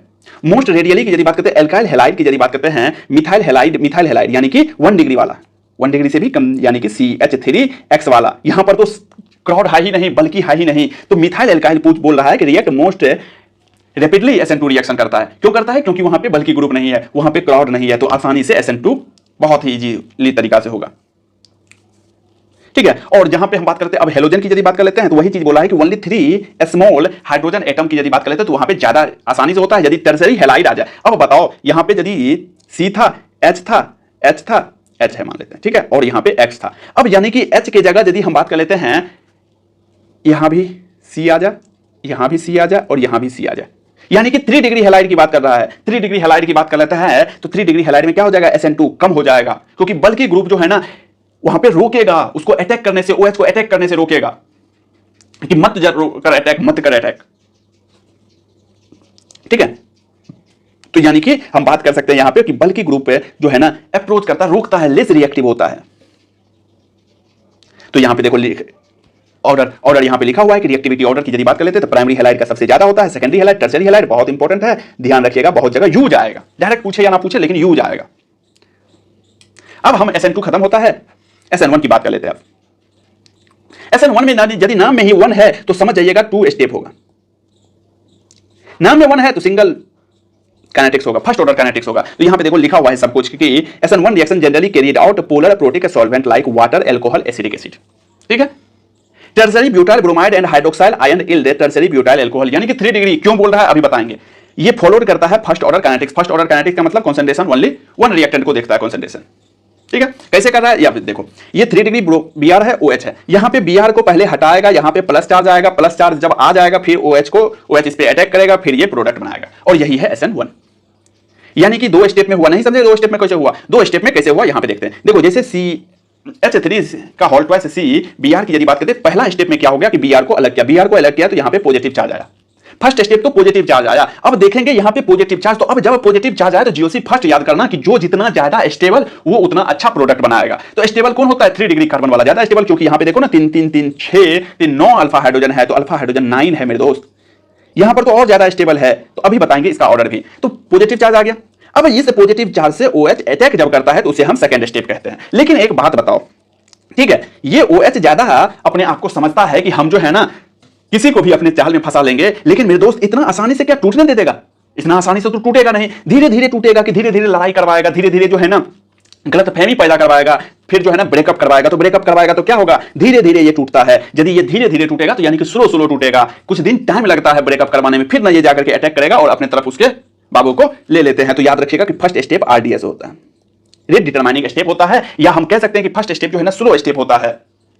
ठीक है, ये स्टेप स्लो स्टेप होता है। और ऐसा भी हो सकता है कि यदि हम बात करते हैं और रिवर्सिबल भी होता है, क्योंकि यार किसी से बॉन्ड बना हुआ है, किसी से इमोशनल अटैच्ड हैं, तो क्या इतना आसानी से टूट जाएंगे तो मन नहीं करेगा? मन तो इसको करेगा कि हम फोन करें, मन इसको भी करेगा हम फोन करें, लेकिन बीच में ईगो आ जाएगा। बीच में ईगो आ जाएगा कि ना हम क्यों करें, वो क्यों नहीं करेगा, या वो कहेगी कि ये कहेगा कि हम क्यों करें, वो क्यों नहीं करेगी। दोनों के बीच में ईगो आ जाएगा। यदि ईगो ना आए तो रिवर्सिबल होकर के फिर से बॉन्ड बना लेता है, और यदि दोनों के बीच में ईगो रहता है तो तीसरा यहां पे फायदा उठा लेता है OH। OH डायरेक्ट जो है ना प्लस चार्ज इसको चाहिए, और OH कहता है कि अरे काहे के लिए, तुम कैसे फोन कर दोगे आराम से, तुम्हारा भी तो अपना ईगो है, तुम्हारा भी तो अपना एक रिस्पेक्ट है, तुम ऐसे कैसे कॉल कर दोगे? तो बोलता हाँ यार बात तो सही है, और धीरे धीरे ये अपने जाल में फंसा करके, रेस्टोरेंट ले जाकर के जाल में फंसा करके अपना बॉन्ड बना लेते हैं। तो सेकंड स्टेप फास्ट स्टेप हो जाता है, क्योंकि इसके पास तो पैसा हैंडसम सब था।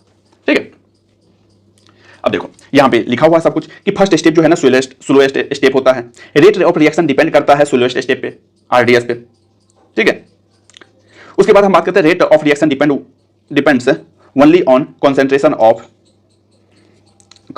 Alkyl halide, not concentration of hydroxide ion. एक ही स्टेप पे डिपेंड करता है, यानी कि एक ही कंसंट्रेशन एल्काइल हैलाइड के कंसंट्रेशन पे डिपेंड करता है, एल्काइल हैलाइड हाइड्रोक्साइड के आयन के कंसंट्रेशन पे डिपेंड नहीं करता है। वहां पर तो दोनों का करता था, यहां पे एक ही का करता है। ठीक है, अब देखो जैसे 3 डिग्री एल्काइल हैलाइड है तो अंडरगोज SN1 रिएक्शन जो है ना बहुत ज्यादा फास्ट हो जाएगा। क्यों हो जाएगा? अभी अभी बताए थे कि सॉल्यूटेड 3 डिग्री कार्बन बन जाएगा। 3 डिग्री कार्बन की यदि बात करते हैं यानी कि C ये। अब बताओ ये पॉजिटिव चार्ज पे ज्यादा alpha hydrogen carbocation stable carbocation ज्यादा रिएक्शन करेगा। ठीक है, तो याद रखिएगा कि 3 डिग्री कार्बन जो है ना वेरी फास्ट हो जाता है। तो अब हम यदि यहां पे SN1 की यदि बात कर लेते हैं तो ये ऑर्डर बहुत इंपॉर्टेंट है, तो ध्यान रखना है।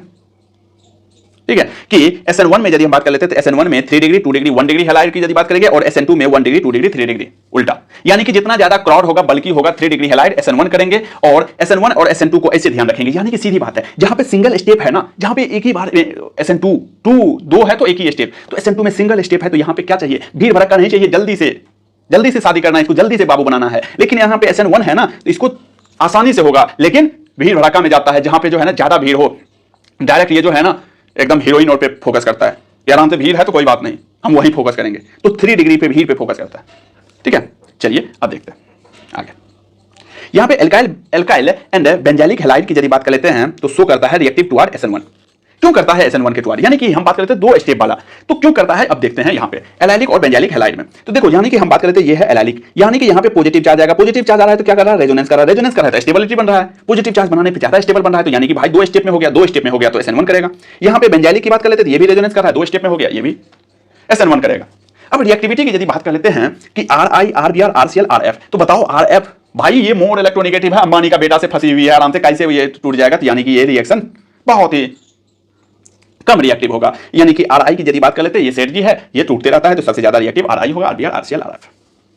अब हम बात करेंगे stereo chemical aspect of nucleophilic substitution reaction. तो इसमें जो भी इंपॉर्टेंट है, देखिए इसमें हम पढ़ते क्या है? Optical activity, chirality, retention, inversion and racemization. इसमें हम एक चीज बोलेंगे आपको कि आइसोमेरिज्म। अब ऑप्टिकली एक्टिव पूछ रहा है तो कौन ऑप्टिकल एक्टिव है, कौन ऑप्टिकल इनएक्टिव है, ये 3 से 4 मिनट में हम बताए हुए हैं।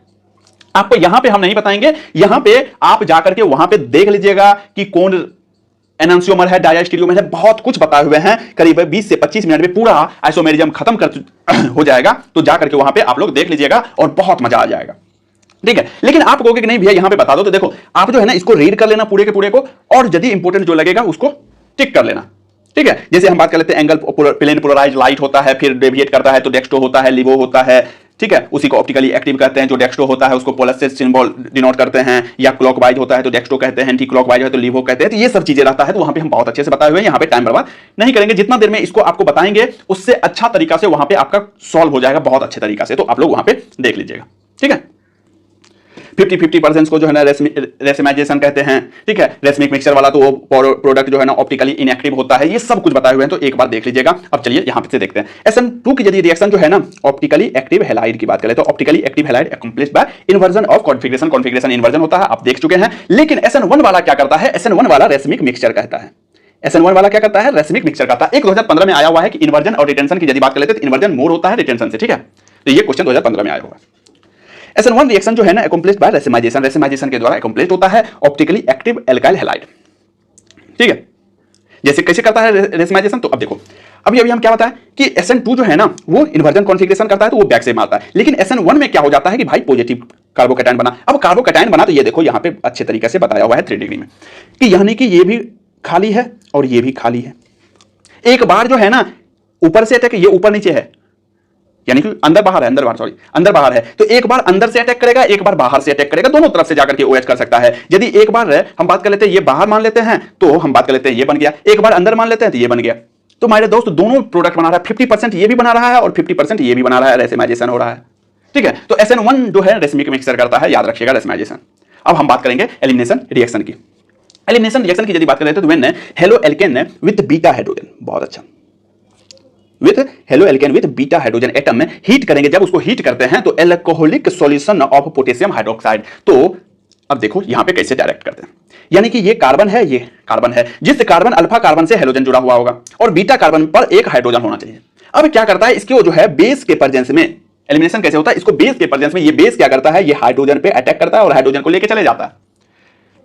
जब कहता है कि हाइड्रोजन चल ना मेरे साथ बेस, तो हाइड्रोजन ये कहता है कि यार हम तो कार्बन से जुड़े हुए हैं, कार्बन ऐसे कैसे जाने देगा, उसका भी तो एक इलेक्ट्रॉन है। हाइड्रोजन को बोलता है सुन तुम जो है ना अपना भी इलेक्ट्रॉन उसको दे दे, तुम अकेले आ जा यार, हमारे पास यहाँ पे ढेर सारे हैं, हम तुम्हारा सब कुछ पूरा कर देंगे। तो बोलता तब तो ठीक है। ये हाइड्रोजन क्या करता है, दोनों इलेक्ट्रॉन यहाँ पे दे देता है, डबल बॉन्ड बना लेता है और हाइड्रोजन बेस के साथ निकल पड़ता है। यानी कि यहाँ पे डबल बॉन्ड बन गया और जैसे ही डबल बॉन्ड बनता है X जो है ना लिविंग ग्रुप है, ये X निकल जाता है। तो यानी कि डबल बॉन्ड बन गया, BH और X बन गया। यही है एलिमिनेशन।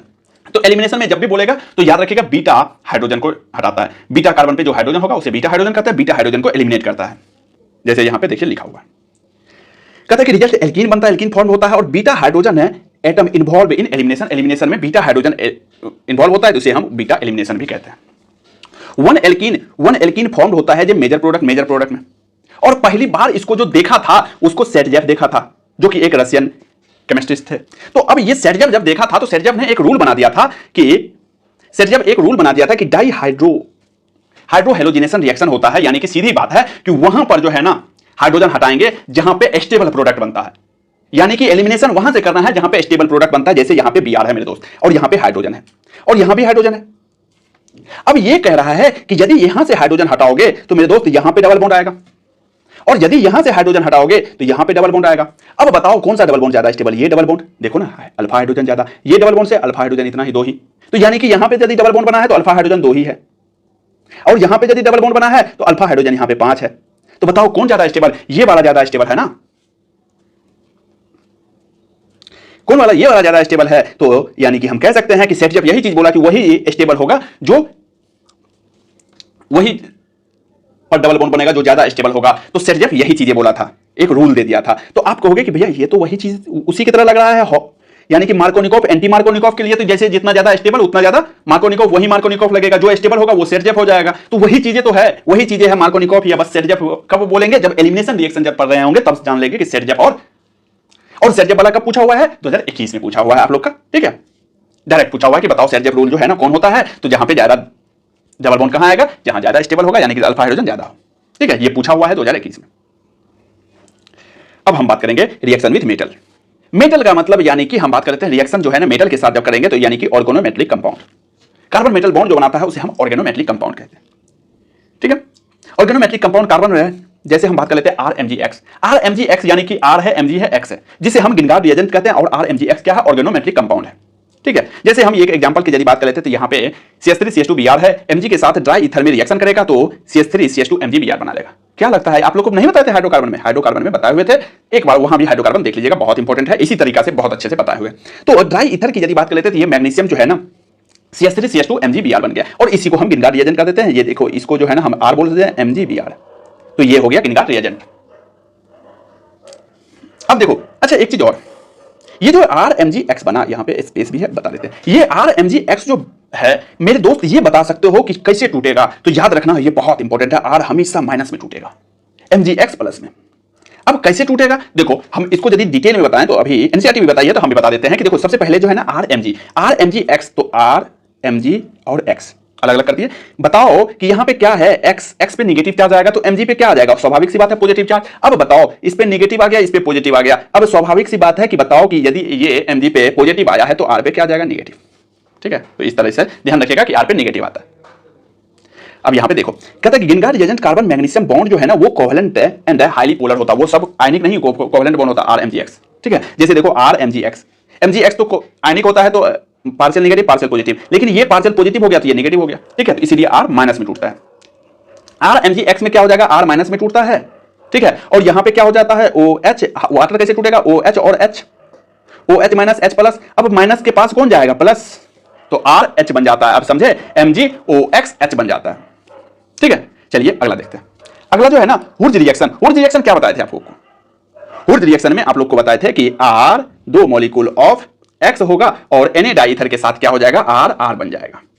ठीक है, तो R बन जाएगा। तो हुर्ज रिएक्शन आप लोग को हाइड्रोकार्बन में भी बताए थे और अभी आगे भी एक चीज और बताएंगे। तो हुर्ज रिएक्शन में क्या हो जाएगा, एल्काइल हैलाइड रिएक्ट करता है सोडियम डाईथर के साथ, उसे हम हुर्ज रिएक्शन कहते हैं। लिखा हुआ भी है कि यूनिट इतना में पढ़ने के लिए था, RX Na तो R बन गया। अब हम बात करेंगे न्यूक्लियोफिलिक सब्स्टिट्यूशन की। Aryl halide extremely less reactive होता है to our nucleophilic substitution reaction. क्यों होता है लेस रिएक्टिव मेरे दोस्त, एराइल हैलाइड है, डायरेक्ट हैलाइड है, रिएक्शन कर रहा है, रेजोनेंस कर रहा है। क्यों होता है लेस रिएक्टिव, इसका कई इफेक्ट दिया हुआ है। सबसे पहले ये बोल रहा है कि रेजोनेंस कर रहा है, बिल्कुल सही बात। दूसरी बात है मेरे दोस्त, रेजोनेंस कर रहा है, सीएल को कैसे तोड़ सकते हो, जब रेजोनेंस कर रहा है इसके पास पार्शियल डबल बॉन्ड कैरेक्टर आ गया। यदि इस पे पार्शियल डबल बॉन्ड कैरेक्टर आ गया है तो अब तो आप तोड़ना मुश्किल है यार, सिंगल बॉन्ड को तोड़ सकते हो, डबल बॉन्ड यदि पार्शियल आ रहा है तो फिर थोड़ा मुश्किल हो जाता है। ऊपर से रेजोनेंस कर रहा है, तो वही चीजें कुछ बताया हुआ है कि रेजोनेंस इफेक्ट के कारण, क्योंकि रेजोनेंस करेगा तो पार्शियल डबल बॉन्ड, देखो ना CX bond acquire partial double bond आ जाता है, तो लेस रिएक्टिव हो जाएगा। दूसरा रीजन बता रहा है कि यहां पे देखो, यहां पे X है, यहां पे ये यदि ये कौन सा है, sp2 हाइब्रिडाइज्ड है। यदि sp3 रहता तो आसानी से तोड़ के लेके चले जाते, लेकिन sp2 है। एक चीज बताओ कि कोई स्टाफ हमारे पास रह रहा है, कोई स्टाफ अंबानी के पास रह रहा है, बताओ कि वो स्टाफ अंबानी के पास ज्यादा दिन तक रुकेंगे, क्यों, क्योंकि वो जानते हैं कि भाई ये पैसे वाला है, वो हम यदि अभी बोलेंगे तो पैसा बढ़ा देगा, लेकिन हमारे पास यदि सामर्थ्य रहेगा तब तो बढ़ाएंगे। तो हमारे पास कम टाइम के लिए रहेगा, तो हम sp3 है, अंबानी sp2 है, तो भाई अंबानी जो है ना sp2 है, इसके पास ये जाने देगा कहां X को, लेकिन यहां से तो आसानी से जा सकता है। तो sp2 हाइब्रिडाइज के कारण जो है ना फिर भी नहीं जाने दे रहा है, डबल बॉन्ड कैरेक्टर आ रहा है। ठीक है, तो यही सब रीजन होता है। तो चलिए अब देखते हैं, लेकिन फिर भी हम बात करते हैं कि हमको जो है ना जिद पे अड़े हुए हैं कि हम अंबानी के स्टाफ को हम लाएंगे, तो हमको उसके लिए क्या करना पड़ेगा, हाई टेम्परेचर हाई प्रेशर, यानी कि अपना पावर लगाना पड़ेगा। लेकिन ऑर्गेनिक में किस चीज पावर का मतलब क्या है, टेम्परेचर और प्रेशर। तो मेरे दोस्त अब जो है हम बात करते हैं क्लोरोबेंजीन को, जब हाई टेम्परेचर हाई प्रेशर पे, टेम्परेचर देखो 623 केल्विन और 300 एटमॉस्फेरिक प्रेशर, यानी कि 623 का मतलब कितना हो जाएगा, लगभग 350 डिग्री सेल्सियस, और 300 एटमॉस्फेरिक प्रेशर, जब ज्यादा टेम्परेचर ज्यादा प्रेशर देंगे ना तो इसको झुकना पड़ेगा और Cl टूट करके OH बन जाएगा। तो याद रखना कि यहां पर जो है ना NaOH 623 kelvin 300 atmospheric pressure in presence of acid, तो OH बन जाएगा। अब आप कहोगे कि ठीक है यार इतना टेम्परेचर प्रेशर तो है नहीं, तो क्या करेंगे, तो नहीं है ना, तो मैं बताता हूं ना। मान लेते हैं ना कि ये Cl क्या है, बहुत ईमानदार है, अंबानी को बहुत पसंद आ रहा है कि ये Cl बहुत ईमानदार है, लेकिन हम एक चीज बता सकते हैं ना कि लेकिन हमको चाहिए Cl, और अंबानी के पास पैसे का कमी नहीं है, थोड़ा सा ज्यादा पढ़ा लिखा, बहुत ज्यादा, उससे भी ज्यादा ईमानदार आ गया NO2 आ रहा है, हम ला करके अंबानी को दे दिए NO2 को, बोले देखो ये क्या ईमानदार है, Cl क्या है, ये तो ज्यादा ईमानदार है। जब Cl को दे दिए ना तो अब यानी कि NO2 को जब दे दिए तो अब Cl का इज्जत अंबानी के पास घटने लग गया।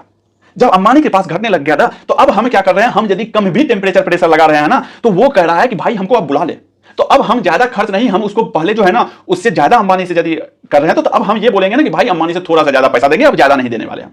ठीक है, तो यही चीजें है कि अब देखो NO2 आया, NO2 क्या कर रहा है, अब किसके हिसाब से चलेगा, NO2 के हिसाब से चलेगा। NO2 क्या करता है, -m लगाता है, माइनस आई लगाता है, माइनस एम यदि लगा रहा है तो बताओ माइनस एम लगा रहा है, और हम आपको जीओसी फर्स्ट आप लोग देख लीजिएगा, हम आपको बताए थे माइनस एम लगा रहा है ये, और NO2 के तो हम कॉमन ले लें तो ये Cl क्या लगा रहा है, माइनस आई लगा रहा है, प्लस एम लगाता है, लेकिन यहां पे डोमिनेंट क्या होता है, आई। जब आई डोमिनेंट हो रहा है तो इसके लिए अच्छी बात है ना, अरे अच्छी बात है कि आई लग रहा है, यानी कि NO2 के लिए माइनस आई लगा रहा है, अच्छी बात है, यानी कि बहुत ही कम टेम्परेचर में। अब देखो टेम्परेचर घटा दिए, 443 केल्विन कर दिए, फिर भी ये ClOH में कन्वर्ट हो गया NaOH के साथ। आप कहोगे कि हम एक और ईमानदार उसको दे दिए, अब एक और ईमानदार को ला करके रख दिए, एक और ईमानदार को ला करके रख दिए NO2 को, अब तो Cl का इज्जत साफे बहुत कम हो गया यार, उसको और टेम्परेचर कम। अब तो हम बोले कि भाई तुमको जो है ना हम 200-400 रुपया एक्स्ट्रा देंगे अंबानी से, बोले ठीक है हम आ रहे हैं यार, यहां इज्जत नहीं मिल रहा है, वो तुरंत Cl टूट करके OH में आ जाए, ठीक है, Cl को तोड़ रहा है। अब देखो, अब आप कहोगे कि हम कहेंगे कि हमें एक और ला दिया, ऑर्थो पारा पे कंप्लीटली NO2 ला दिए, अब तो इसको हीट का जरूरत नहीं, हम बोलते हैं कि इतना ही देंगे जितना वो दे रहा है, नहीं तो उससे भी कम देंगे, बोले कुछ भी दे देना, हम आ रहे हैं, Cl हटेगा, OH आ जाएगा। वार्म H2O पे जब 3-3 NO2 आ जाएगा तो NO2 क्या है, ऑर्थो पारा पोजीशन पे जो है हम बात कर लेते हैं ये चीजें। अब मेटा पोजीशन पे क्यों नहीं लगा भाई, NO2 है यहां पे, मेटा पोजीशन पे माइनस आई लगा रहा था, तो मेटा पोजीशन पे कैसे आ जाता? हम जानते हैं कि एक्टिवेटिंग डीएक्टिवेटिंग ग्रुप की यदि बात कर लेते तो ऑर्थो और पारा पे होता है Cl के हिसाब से, यानी कि प्लस एम यदि लगा रहा है, रेजोनेंस यदि ये कर रहा है तो Cl के हिसाब से चलेंगे हम, ठीक है। तो इसके लिए ऑर्थो और पैरा एक्टिवेटिंग होगा, मेटा डीएक्टिवेटिंग हो जाता है। अब हम बात करेंगे इलेक्ट्रोफिलिक सब्स्टिट्यूशन रिएक्शन की। इलेक्ट्रोफिलिक सब्स्टिट्यूशन रिएक्शन जो है ना, हम पहले भी देखे थे कि क्या सब देखे हैं, हेलोजिनेशन देखे हुए थे, हाइड्रोकार्बन में नाइट्रेशन देखे हैं, सल्फोनेशन देखे हैं, फ्रेडल-क्राफ्ट रिएक्शन देखे हैं। तो चलिए धीरे धीरे सबको देख लेते हैं। अब देखिए ये X है, तो X की यदि बात कर लेते हैं तो यहाँ पे रेजोनेंस जो कर रहा है वो रेजोनेंस कर रहा है, तो यहाँ पे माइनस चार्ज आ जाएगा, यहाँ पे माइनस चार्ज आ जाएगा। आप कहोगे कि माइनस आई डोमिनेंट होता है, तो देखो रेजोनेंस के लिए तो प्लस एम ही डोमिनेंट हो जाएगा, क्योंकि ये तो रेजोनेंस ही करेगा, देगा ही, इलेक्ट्रॉन देगा ही, तो रेजोनेंस के लिए तो माइनस चार्ज इस पे आ जाएगा, यानी कि ऑर्थो पारा पे। अब डायरेक्ट बात करते हैं। अच्छा एक चीज और आप कहोगे, हाँ एक चीज हम कह सकते हैं कि माइनस आई और माइनस प्लस एम की यदि बात कर लेते हैं तो डोमिनेंट होता है माइनस आई, ठीक है, और रेजोनेंस के हिसाब से प्लस एम। रेजोनेंस से कर रहा है माइनस आई, लेकिन ये कह रहा है कि भाई हम माइनस आई लगाएंगे, हम खींचेंगे, हम नहीं देंगे तुमको माइनस चार्ज। अब नहीं देंगे माइनस चार्ज, यदि अब किसी के साथ रिएक्शन मान लेते हैं करवाएं, यदि Cl2 के साथ मान लेते हैं रिएक्शन करवाएं, तो बताओ कि ये जो है ना कह रहा है कि नहीं हम खींचेंगे, ये कह रहा है नहीं हम रेजोनेंस करेंगे। जब तक में ये माइनस कहेगा ना, तब तक में क्या होता है कि ये ऑर्थो पे ना जुट करके पैरा पे जाकर के जुड़ जाता है। इसीलिए ऑर्थो वाला मेजर प्रोडक्ट ना होगा करके पारा वाला हो जाएगा, तो जितना भी Cl वाला कंपाउंड आएगा सबका पारा वाला मेजर होगा। अभी दिखाते हैं। सबसे पहले हम हेलोजिनेशन की बात कर लेते हैं। हेलोजिनेशन में देखो Cl2 एनहाइड्रस FeCl2 के साथ रिएक्शन जब करेंगे तो एक Cl पे जुड़ेगा, एक ऑर्थो पे, एक पैरा पे, यानी कि ये ऑर्थो पे जुड़ गया, ये पैरा पे जुड़ गया, जो पैरा वाला होगा वो मेजर प्रोडक्ट होगा। हम क्यों बताएं, क्योंकि ये दे भी रहा है और माइनस आई भी लगा रहा है, इसीलिए ऑर्थो वाला आप 90% देखे होंगे कि ऑर्थो वाला मेजर प्रोडक्ट होगा, यहां पे पैरा वाला हो रहा है, ठीक है, ऑर्थो वाला माइनर प्रोडक्ट हो रहा है। नाइट्रेशन की यदि बात कर लेते हैं तो नाइट्रेशन में क्या लगता है, NO2 लगता है। NO2 कहां लगेगा, एक ऑर्थो पे लगेगा, एक पैरा पे लगेगा, पैरा वाला मेजर हो जाएगा। हमेशा याद रखिएगा कि क्लोरोबेंजीन में, हेलोजन वाला में। सल्फोनेशन में क्या होता है, HSO3 लगता है, HSO3 कंसंट्रेशन H2SO4 के साथ हीट करते हैं तो HSO3 एक ऑर्थो पे लगेगा, एक पैरा पे लगेगा, पैरा वाला मेजर हो जाएगा, ठीक है। फ्रेडल-क्राफ्ट रिएक्शन में याद रखना है कि फ्रेडल-क्राफ्ट रिएक्शन में ये रिएजेंट भी याद रखना है कि CH3Cl एनहाइड्रस Cl को फ्रेडल-क्राफ्ट रिएक्शन में यूज करते हैं। यदि यहां पे करेंगे तो एक CH3 यदि हम बात कर लेते हैं ऑर्थो पे लगेगा, एक पैरा पे लगेगा। अच्छा ये जितना भी अभी हम लगाए हैं क्या पढ़ रहे हैं, इलेक्ट्रोफिलिक, तो यानी कि इलेक्ट्रोफाइल लग रहा है, यानी कि प्लस वाला लग रहा है, CH3 प्लस में टूट रहा है तो CH3 प्लस लग रहा है, ठीक है। तो हम बात कर लेते हैं पैरा वाला मेजर प्रोडक्ट हो जाएगा, डायरेक्ट ध्यान रखना। अब हम बात कर लेते हैं यहां पे वही चीजें हैं फ्रेडल-क्राफ्ट रिएक्शन में ही कि COCl है, तो यानी कि ये जुड़ जाएगा जाकर के, तो ये जुड़ेगा एक ऑर्थो पे, एक पैरा पे, लेकिन पैरा वाला मेजर होगा, हमेशा ध्यान रखना। अब रिएक्शन विद मेटल, अभी हुर्ज रिएक्शन किसमें पढ़े थे, हुर्ज रिएक्शन पढ़े थे एल्काइल के 2X Na डाई ईथर के साथ क्या बन गया था, RR। लेकिन जब हुर्ज फिटिंग पढ़ेंगे तो क्या होगा, हुर्ज फिटिंग पढ़ने से पहले हुर्ज फिटिंग रिएक्शन पढ़ते। फिटिंग का मतलब होता है, यानी कि सीधी बात है, जब एराइल वाला आएगा, दो एराइल हैलाइड जब एनालॉगस कंपाउंड बना लेता है ना, तो उसे हम फिटिंग रिएक्शन करते हैं, यानी कि दो हैलाइल है, Na है, डाईथर है, तो फिटिंग। अब हम कहेंगे हुर्ज फिटिंग, हुर्ज फिटिंग में क्या हो जाएगा, फिर एक एल्काइल आएगा, एक एराइल आएगा, दोनों रिएक्शन करके डाईथर में ये बना देगा, तो उसे हम हुर्ज फिटिंग रिएक्शन कह देते हैं, ठीक है। ये तीनों ध्यान रखना है कि हुर्ज रिएक्शन, हुर्ज फिटिंग रिएक्शन और फिटिंग रिएक्शन। अब हम लास्ट बात करेंगे कि पोली हेलोजन कंपाउंड। देखो यार पोली हेलोजन कंपाउंड की यदि हम बात करेंगे, यदि हम भी पढ़ाएंगे अभी, तो आपको हम रीड ही मारेंगे और आप भी पढ़ोगे तो आपको भी रीड ही मारना है, तो ये इसको रीड मार लीजिएगा, क्योंकि ये इसमें ज्यादातर बायोलॉजी का कॉन्सेप्ट है। और दूसरी बात है कि जो आपको इंपॉर्टेंट लगे इंपॉर्टेंट लगे उसको हाईलाइट करके आप लोग इंपॉर्टेंट देख लेना है कि यहाँ पे क्लोरोफ्लोरोकार्बन है यानी कि ओजोन लेयर वाला, तो ये सब चीजें इसमें है। तो जो भी चीजें होगा इंपॉर्टेंट आप लोग देख लीजिएगा। यहाँ आज जो है ना आज हम आप लोग को हेलो एल्किन हेलो एरिन खत्म कर चुके हैं। अब जो है ना बचा है फिनोल और कार्बोक्सिलिक एसिड, उसके बाद हम इनऑर्गेनिक पे कूदेंगे। तो ठीक है, यदि वीडियो अच्छा लगा हो तो लाइक शेयर सब्सक्राइब कर दीजिएगा, हमारे मेहनत को सपोर्ट कीजिएगा। आप लोग के लिए दिन रात लगे हुए रहते हैं। Thank you.